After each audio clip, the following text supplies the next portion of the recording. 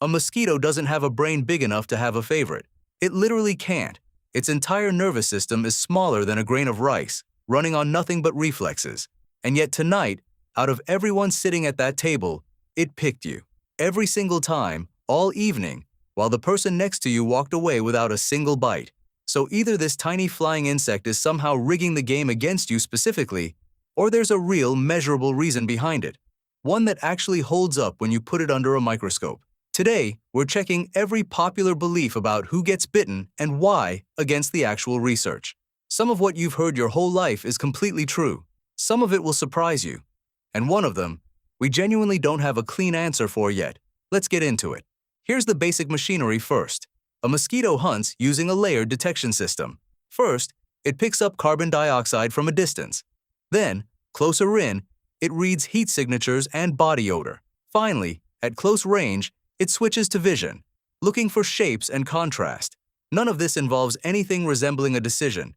It's closer to a heat-seeking missile than a predator making a choice. Detect a signal, move toward it. Detect a stronger one, adjust course.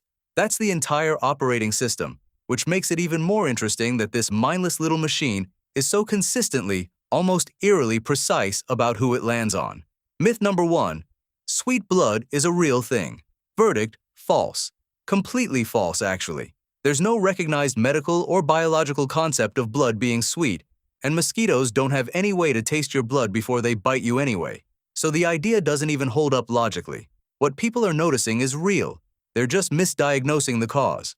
What actually varies between people is how much carbon dioxide they exhale and the chemical signature of their skin, neither of which has anything to do with sugar in the bloodstream. Myth number 2, and this one's more interesting. Blood type doesn't matter. Verdict: false, though not in the way most people assume. Around 80% of people are what's called secretors, meaning they release chemical markers of their blood type through their skin and sweat, not just inside their blood vessels. Mosquitoes can detect these markers before they even land. Type O blood gets bitten roughly twice as often as Type A. Type B sits in the middle. The nuance: it's not the blood itself attracting anything. It's the chemical signature your blood type creates on your skin. So the old belief turns out to be scientifically supported, just not through the mechanism people imagined. Myth number 3. Eating garlic keeps mosquitoes away. Verdict: false, with essentially no evidence behind it. Garlic does change how your breath and sweat smell, so the theory feels intuitive. But when researchers actually tested it, feeding people garlic and then measuring bite frequency afterward, they found no significant difference. The belief persists mostly because garlic's effect on human smell perception is real. It just doesn't extend to mosquitoes. Myth number 4.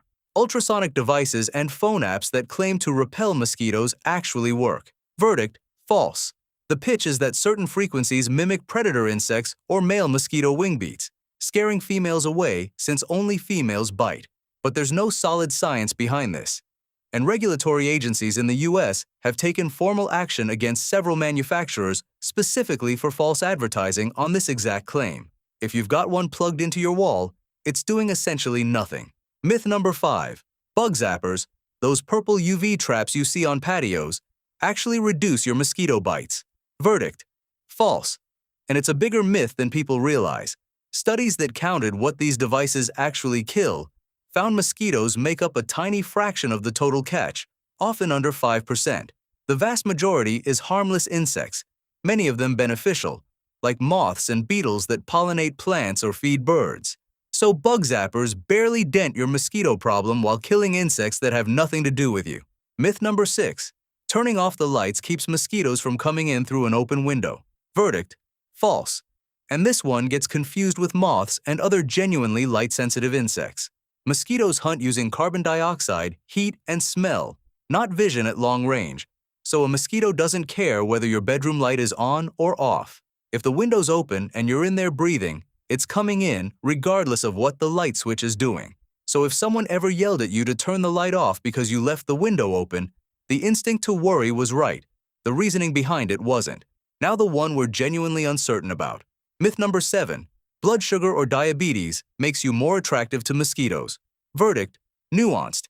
And this is the most honest answer we can give. Some studies found people with diabetes, or higher blood glucose generally, do get bitten slightly more, possibly because elevated glucose changes what's released through the skin. Other studies looking at the same question found much weaker effects, or none at all. Sample sizes are often small, and even where researchers find something, the effect looks modest next to carbon dioxide or genetics. So instead of forcing a verdict, the honest answer is plausible mechanism, some supporting evidence, not enough consistency to call it settled. That's not a cop-out. That's what honest science reporting looks like sometimes. Now, everything that is proven and well documented. Carbon dioxide is the big one. Every exhale releases a plume, detectable by mosquitoes up to 50 meters downwind, traced back to its source like a scent trail. Bigger bodies and higher metabolisms produce more of it. Pregnant women produce up to 20% more than average. Part of why pregnancy consistently correlates with higher mosquito attraction. Skin chemistry is the second major factor. Lactic acid, ammonia, fatty acids, shaped heavily by which bacteria live on your skin. And genetics ties directly in.